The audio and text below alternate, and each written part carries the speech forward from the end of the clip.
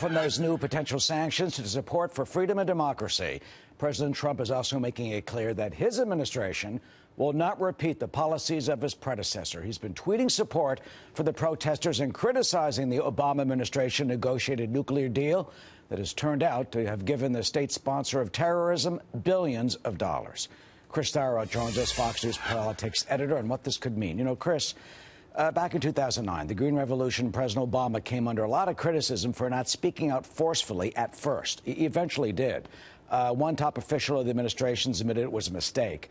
Do you think the president now is mindful of all that?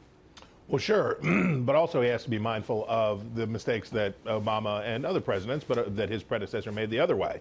When we look at Syria, when we look at Libya, when we look at U.S. pressure on Egypt for regime change there, when what was once optimistically called the Arab Spring was sweeping through the region, that worked out very poorly. For American presidents, do you make it better?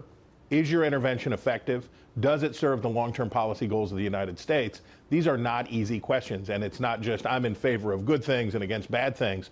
Picking and choosing these moments is tough. But some would say you need the bully pulpit. I mean, remember, tear down this wall, the evil empire, that now is the time when the iron is hot for the president to use that to try and effect some change in Iran.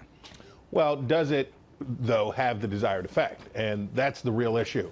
You already see the mullahs that are saying this is not an organic revolution, this is not organic protest, but this is in fact the handiwork of the great Satan, that the United States, that Israel, that Western countries are fomenting this unrest in a desire to harm the Islamic State. That's what they're telling their people. When they see the United States, when they see other countries doing that, then they say to protesters, see, you're on the side of Donald Trump, you're on the side of Satan, you're not on the side of the Quran, you're not on the side of the true faith. Yeah, at the same time, Iranians are rising up. I interviewed in May Reza Pahlavi, the former prince, son of the Shah, and he called for these same type of demonstrations. He says there's a freedom movement like Lech Walesa in Poland, like the fall of the Berlin Wall that ended in the collapse of the Soviet Union. He says the moment, like Nelson Mandela for his country, is now. Here's what the prince had to say.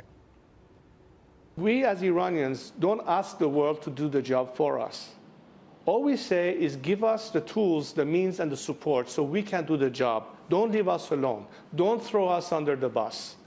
And this is a message that needs to today be sent very clearly from President Trump to the new French president to whoever else is out there. I mean, they're asking for help on behalf of the Iranian people. I doubt you'd get very many votes in Iran for restoring the Shah to power. Look, this one is very tough because we don't know what the outcome of this revolt would be. And remember, one of the potential outcomes here is that harder line clerics get to be in charge. Because as you guys were talking about, the revolution's not taking place among the educated elites in Tehran. This is an uprising that's out in the countryside from people who are frustrated with corruption, who want reform to a more pure version, perhaps, of their theocratic nation. So we don't know which way this one's going to go. And with the high stakes in Syria, the high stakes with the rebalancing that's going on in the Arabian Peninsula, this is one to watch. This could change. Could be a fulcrum point for the history of this region. Yeah, and you've got a lot of opposition, several opposition groups. You've got people chanting Pahlavi's name. You also have the National Council of Resistance of Iran, and Maryam Rajavi, the woman who's the leader of that organization. She is being blamed by the Iranian government for fomenting some of these protests. I interviewed her in Paris a few years ago, and here's what she just said over the weekend about these demonstrations. Regime change by the Iranian people and resistance is within reach. The new U.S. policy on Iran must be complemented with a series of practical measures. Practical measures. We talk about new sanctions. She suggests trying to cut Iran out of the international banking system. Do you think any of that will have an effect? Well, if in fact that's where we go, and if in fact this lasts, I think, when we heard from the prince previously, the real issue here is this sustaining within Iran? Before we get to the question of is the United States going to intervene in some way, can we bring additional pressure to bear?